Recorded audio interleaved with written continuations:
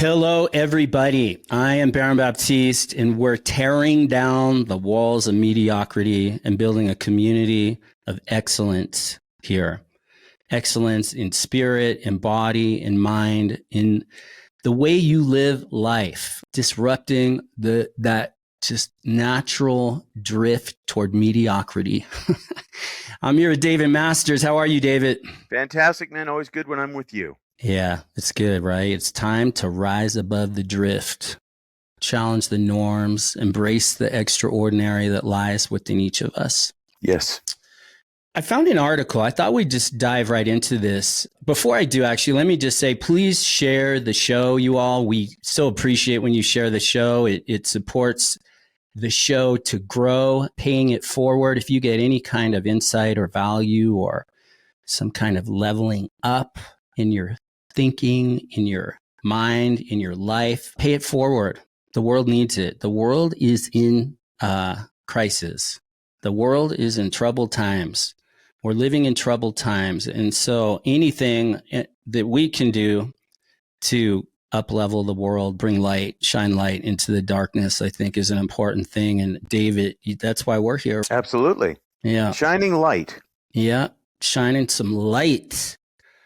So here's an article I found, and it's interesting, and it points to the whole fear factor that people are living in right now. So it's a Miami Herald. It says 40% of Americans are afraid to walk alone at night, the most in decades, a poll says. 4 in 10 Americans are afraid to walk alone near their home at night, the highest amount in decades, according to the new poll. Concerns about certain crimes are at their highest levels in decades, causing Americans to isolate themselves from their communities, according to the poll. Fear of certain crimes spiking. A recent Gallup poll found that 28% of Americans worry frequently or occasionally that they'll be murdered, according to November 16th news release. That's a near record high. They surveyed 1,009 adults between October 2nd and October 23rd. It says, meanwhile, half of the U.S. adults said they worry that their car will be stolen or broken into. 37% worry they'll be mugged. And 32% are concerned about getting attacked while driving, near record highs. Additionally, the vast majority of Americans, 72%, worry they will fall victim to identity theft, according to a poll. This heightened apprehension has had a detrimental effect on the daily lives of Americans, causing them to curb commonplace activities. What do you see, David? Listen, isolation and loneliness are central causes of depression and despair. And I believe that this has all been done intentionally to this country. And we don't have to look far to see that there is an anger and a contempt for people of faith these days. And there has been actually for many years, for decades. And I do believe that there is a cabal of super rich people who think there are too many people on earth. And they know that by pulling our strings through isolation, loneliness, and fear causes depression and despair. The numbers of suicides are at all time highs.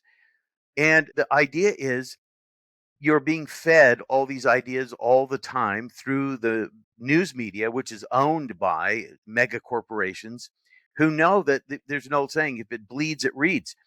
The fear is being like pumped, like direct line injected into us. And then at some point, we just go, what's the point of all this? And I think that is a direct intention of those who really could otherwise make the world a better place, but choose to make the world a more difficult place. The cost of everything is up, the cost of fuel. Jordan B. Peterson said, if you want to keep people poor, just keep the cost of energy high. The cost of energy is high, the cost of food is high, the cost of living is high. And again, I think it just leads to this depression and despair, and people just going, what's the point of all this? Now, the answer is you cannot hate these conditions. If you're angry with these conditions, and it's a natural side effect to be angry at things that you feel that you can't control. But then anger leads, as Yoda said, to the dark side. Anger bolsters fear too. It sure bolsters does. it. It It's feeds like into it. two horns on the same head, right? Yeah, yeah. Fear, anger, they feed each other. So you really have to look at your attitude about these things because that's the only thing you can actually control. And the other thing that you can do is you can begin to adjust. And I know a lot of people have a hard time adjusting. You and I grow up in a different country than we live in today. But you have to adjust to the changing conditions. And those who adjust will be the ones who will survive, but those who do not adjust will end up suffering. And then the end result of also depression and despair can also lead to disease and dis-ease. So I'll throw it back to you.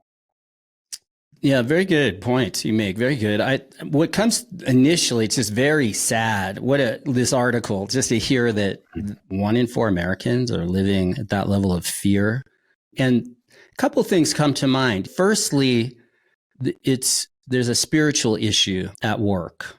There's almost a spiritual, I think if you don't have a spiritual foundation and center in your life, you're subject to all of these external forces, like you're pointing to the media, the messaging, the social media, all the anger and division and the fear mongering. And it's to your point, yeah, fear sells, right? And then, but it also, if you don't have a foundation, a spiritual foundation built into faith, you're like a leaf in the wind.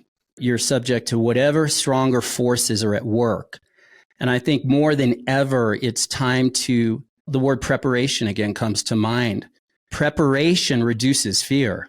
The emphasis on being prepared to face fears. And it brings up the question, are fears, so there are different types of fears, right? There are fears that are imagined, perceived threats that live purely in the imagination. That I think if you're just watching the news and you're on social media and you're soaking in all these external messages that are intended to have you shrink back, isolate in fear, then and not live your life and live life fully.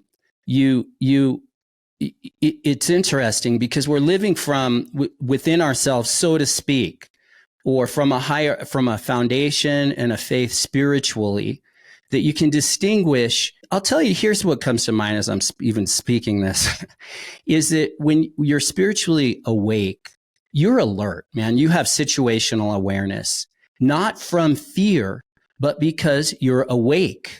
You're aware of your surroundings. You're aware of people around you, what types of people. You're aware.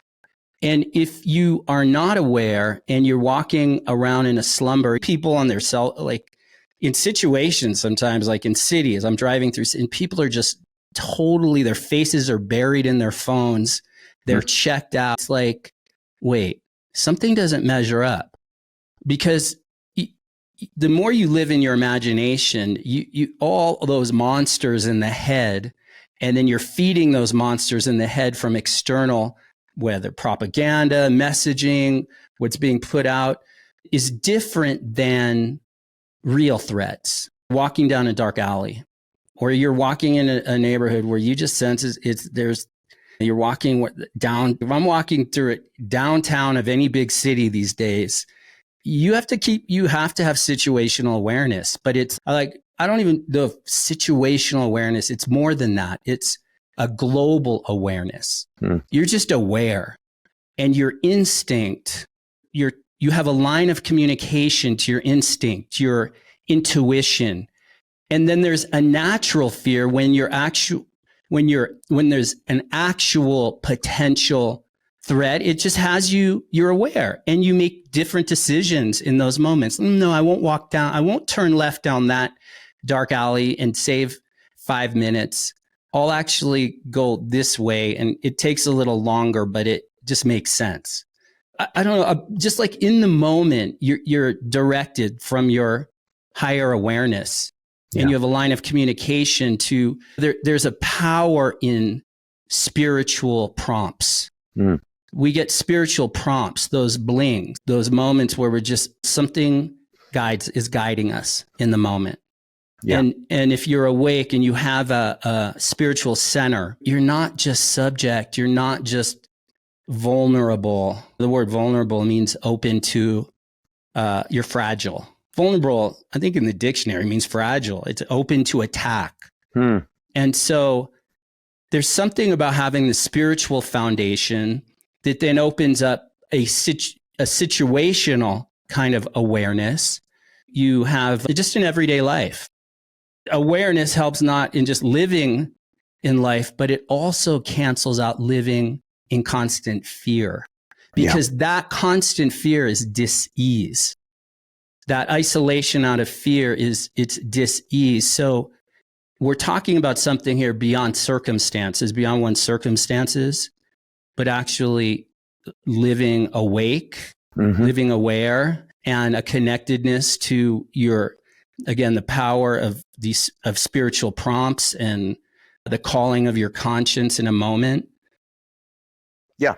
I had an experience that you're talking about, which is when I was about in my late 20s. I went to visit a friend in Boston, and I went for a walk around the city. And at night, I was really far from where he lived. So I asked people, where should what's the fastest way to get to Tremont Street? They said, oh, just go down that street. It happened to be the red light district where all the porn theaters were and everything else. I'm 28 years old, and I'm walking down the street, and I finally notice where I'm at. Like, I didn't have no idea until these guys come out of the dark to bring you into the theater. But the funny part of it was that when they saw me walking down that street, not one of them said a word to me. And I went down this long block, and nobody actually solicited me to go into the theater. Now, maybe I look too young, but I don't think that would have stopped them. There is a force field that develops around you. And I believe that part of that force field is finding your way back to innocence. And there was a musical group that did a song called Return to Innocence. This is the secret of happiness. And there's a quote from a woman named Sharon Salzberg. She says, if you go deeper and deeper into your own heart, you'll be living in a world with less fear, isolation, and loneliness. In other words, yes, it's important to have good relationships with people on the outside, but what if that's difficult? My best friends, you are probably my best friend, and we hardly ever see each other. Maybe every 10 years we get together in the same space. We see each other all the time via electronics and stuff, but my best friends are people I hardly ever actually get to spend personal time with, physical time with. But the love that I have with my best friends is what sustains me. And I carry that with me almost like an oxygen pack. I know that my friends that are really my friends do care about me, they love me. And that sort of sustains me in a way which other people who are not really they don't really care, they're not really that well connected to you, that doesn't sustain you. Those are just acquaintances. They're not really friends. They're not really almost what you would call family. I consider you like my family. I have a few friends that are like that. And so what I have to do is I've been driven more deeply into myself. And then what happens to me is I get more deeply connected to the self within myself, that deeper spiritual realm that you mentioned. I go more deeply toward that. And that's my relationship with my creator. And that is what gives me the ability, the energy to function in this insane world that we live in.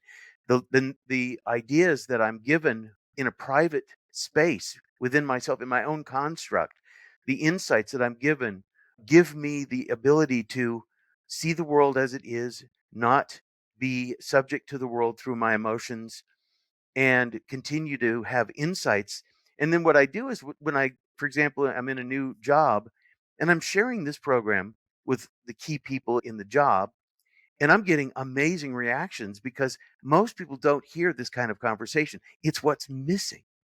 This kind of conversation is what's missing from the world and what we are absorbing all the time. And by the way, I just listened to a beautiful story that Rush Limbaugh told about the original Thanksgiving, and that the people that have now left this world they've left us behind. People like my dad and people like Rush and other people have left us behind their legacy. We can always access it, but what we get is the on-demand insanity, the crazy stuff, even on Fox News, which I don't watch anymore. I haven't watched it for a couple years now. the constant flow of the negative information, and it's still full of the talking points from the dark side, and it's still feeding that worry and that fear in us because it's reinforcing how terrible things really are. Now, in your world, you could have a world that's relatively wonderful. But because of the fact that you're influenced by the negativity of the outside world, even the wonderful world that you live in. Continue with their quote here, and this is from Gregory Crewdson. He's a photographer. And here's what he says. He says, I don't deliberately look for something dark or bleak or disconnected. In fact, that's not something I'm even conscious of in the work as I'm making it. I'm always trying to create beauty, reveal hope, show the sense of longing that exists in isolation and loneliness, and capture the search for something greater inside of all of my subjects. And so he's captured an essence of it here, which is you can always do something creative. And for me, I do a lot of writing and I love writing. And I do artwork. I'm an artist as well. In other words, in this world where you feel like you're a captive in somebody else's strange reality, you have to check for a moment to see if that's really true, because you might have a beautiful world that you've constructed all around you. And yes, you are going to live in fear of potentially being carjacked and hijacked and sucker punched and all the rest of it. But think about eliminating where you don't need to be. Spend more time where you need to be, where you know you are safe and secure.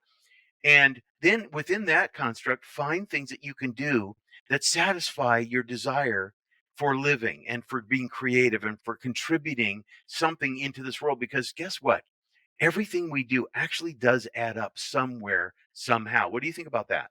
Yeah, very good. What comes to mind is I see in my own life, really just even since the pandemic, I've gotten very good at what I'll call separating out the 80%. Mm-hmm. So there's the 20% that I put 90% of my time, attention, and energy towards. The 20% is how I want to be living my life. I'm going to live my life not under any obligation to anyone, anything, unobligated, but in that is freedom. So there's this balance between being prepared and living in freedom and peace of mind. So in the 20%, I'm free. I have peace of mind, and I'm not going to allow anything to get between that. And in that 20%, I'm following pursuits in life, my calling in life, my true north, the things I want to be doing, spending time with family, spending time with good people, friends like you, like what we're doing right here, Yes. this podcast, and on my personal health and fitness, on my spiritual life, on living a good life, solid life, being the best person I can be, and moving forward and growing as well, taking on in that 20%, taking on new challenges, things that I don't know about, but they're of interest to me. So I'm not very good at those things, but even just learning how to do a podcast here, right? It's like starting out and not having to be very good at it, but just giving it my attention and time and letting things evolve and grow over time. Then the 80% is all the noise, all the distractions, all the noise of this world. And it's the 80% it also includes doing things that aren't that important to me. Can I hand off or delegate some of that 80%? Or limiting social media, limiting the news, limiting what I take into my mind that I will put in that 80%. It creates something simple.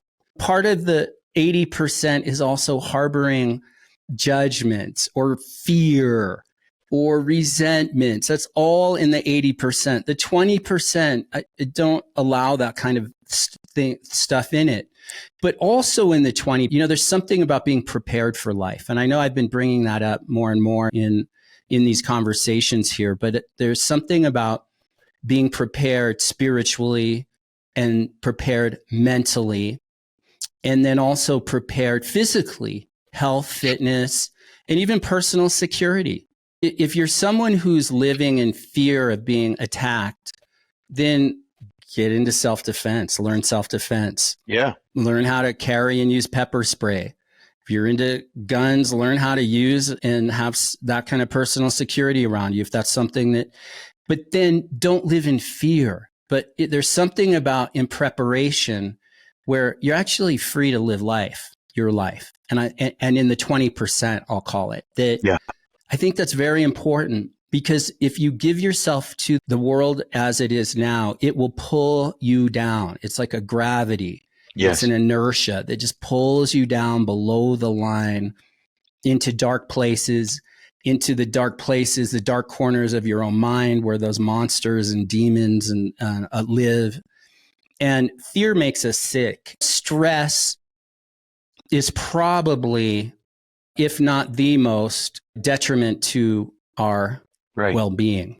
Yeah. Stress. Can I tell you this? That Yeah, please. a pseudonym of the word stress is temptation. And of course, look at what we're dealing with. Fear is a primal a feeling and a primal emotion. It's a survival instinct. Should we always be living in a survival instinct mode? No, that's very dangerous, because then you have fight or flight all the time. The Dalai Lama said something very interesting. He said, people often expect the other person to respond first in a positive way instead of taking the initiative to create that possibility. He says, I feel that's wrong.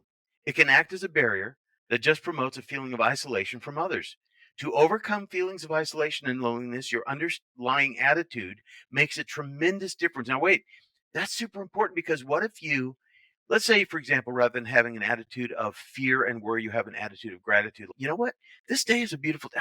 I'm going to actually enjoy this day. I'm going to stop worrying. I'm going to put down the worry machine. I'm going to leave it behind. I'm going to actually take a few moments, go outside, feel the sun or the rain or whatever it is, get back in touch with nature, get back in touch with myself. He goes on to say, approaching others with the thought of compassion in your mind is the best way.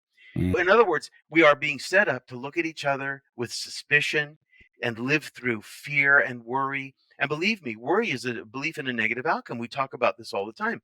But the more you worry and the more you anticipate through worry, the more you're actually bringing about conditions that, whether or not it happens, you're making yourself sick, just like you said. Yeah. Stop You start making yourself living sick. in a box. Yeah, The you're walls absolutely right. start moving in. There's Yes. that, is it a biblical saying, be in the world, but not of it? Yes, that's right. That's Yeah. beautiful, man. That And is so true. there's always been leaders, so to speak, or messengers, or people of great insight, living by the light in the darkest of times, that we have that ability to live of the light. Buddha said, make yourself of a light, to be in the world, but not of it, and to be of a light, or live from darkness. And we all know that living from darkness makes us sick at some level, spiritually sick, mentally sick, weak, if not sick, very weak, soft. And so there's something about even using your time. Okay, you're isolating more, and that's just where you find yourself, let's say. Well, use that time to become a spiritual warrior. Use that time to distinguish the monsters in your mind, those demons of doubt in your mind, from truth. Get to truth. Know the truth. And I would say, beyond just knowing truth, live by truth, and the truth will make you free regardless of circumstance. Yeah. And you'll have a kind of power that's protective. It's a spiritual protection in a sense. I know I can walk down a street, and I'm not like a neighborhood that's sketchy, and walking by sketchy characters, people that are just, they're on the hunt. They're looking for the next victim. They're looking for the next person they can take advantage of. But I know what I emanate out. It's let that guy walk, leave that guy alone. He's trouble. Like at some level. Now, it doesn't give me excuse to put myself in dumb situations, not talking about putting God to foolish test kind of thing, but there's something about you emanate a certain kind of power, a certain kind of strength, a certain kind of unmessable withness when you're in your center. And because there's a power greater than you right there protecting you. Trust it, walk by it. Amen. But if you're an embodied blob of fear, watch out, because that's its own kind of attraction. That's its own kind of magnetism that draws the wrong kind of people around you. Johann Wolfgang von Goethe said this: "The soul that sees beauty may sometimes walk alone." And Wait, say that again. he's von It's Goethe, right? It's a go. I used to say it was Goeth. It's spelled T H Goethe or E. something. Yes, yeah, Yeah, Goethe. Okay, I think it was called. He von would Goethe. pronounce Goethe. Yeah. He says the soul that sees beauty may sometimes walk alone. And I think that sometimes too, the sense that you are alone makes you potentially reach for whatever it is that makes you feel connected. It's the law of contrasts, I say.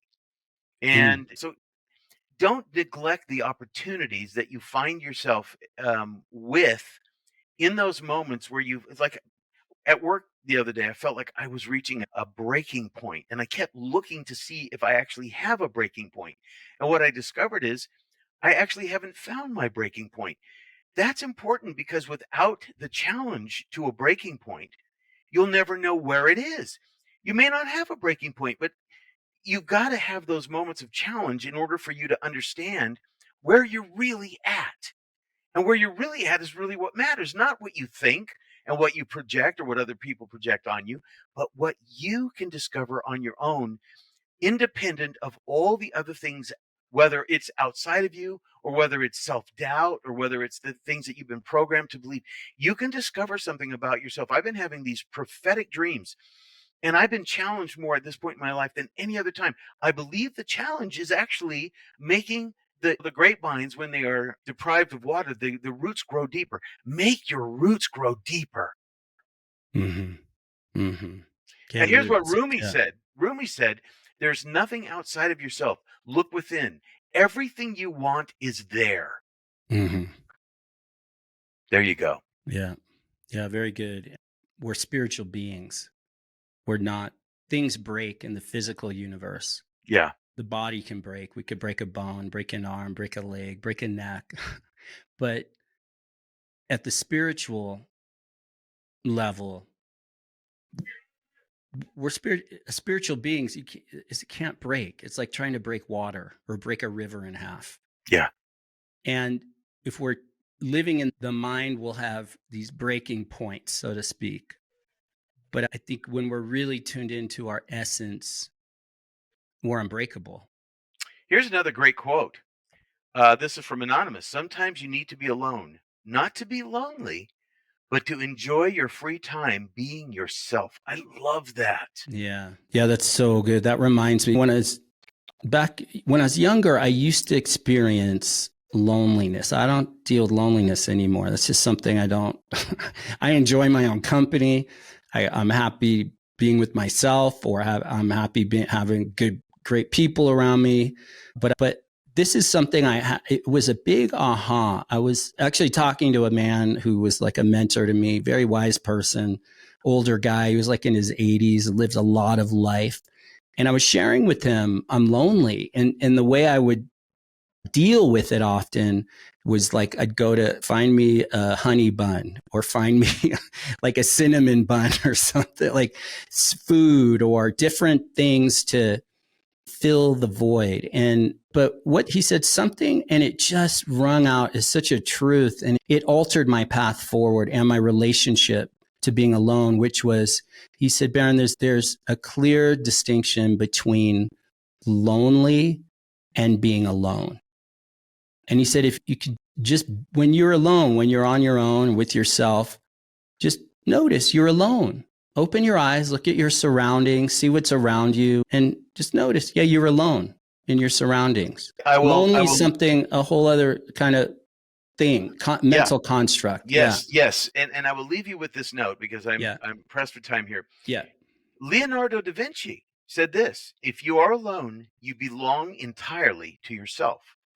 If you are accompanied by even one companion, you belong only half to yourself, or even less in proportion to the thoughtfulness of his conduct. And if you have more than one companion, you will fall more deeply into the same plight." What he's saying is that people have a gravity, and Mm. they pull you toward them, whether they realize it or not, whether you realize it or not. When you are alone, you belong entirely to yourself. Now, whether you like being alone, that's another issue. And I Mm, think I say get used to being quiet, be mm. still, and know that God is right there with you. And being alone will not be such a terrible, tormenting thing. And if you have to be alone, okay. Yeah, I love it. Last All thought right. I have is just I've noticed that there's something about being with people, but we're alone together is what I like to. I say that at my trainings a lot. Look, Yep. we're alone and we're together. But I at the have end to of the catch a day, ride. I we're have to alone. catch. Okay, you go catch your ride. I'm gonna complete. I'll complete this. You're good, man. Love you, David. Thank you. But you all just leave it on this. Well, as David checks out, I am clear that we're always alone. And even when we're around people, I know that the more I've been able to be comfortable in my own skin, enjoy myself, my time with myself, enjoy being whole and complete in myself with myself when alone, when I'm around and out with other people, I have a whole different kind of flow, a whole different kind of power, a whole different kind of freedom where I can be with people and enjoy being with people and not lose myself. I'm not being with people to fill some void in myself because people feel that, whether it's they feel you're needy, where they feel you're clingy, where you have this need to belong that drives you. No, when I belong to myself, I can go be with different people or in a group setting or whatever. And I'm like, I'm okay, man. I'm good. I'm whole and complete in myself.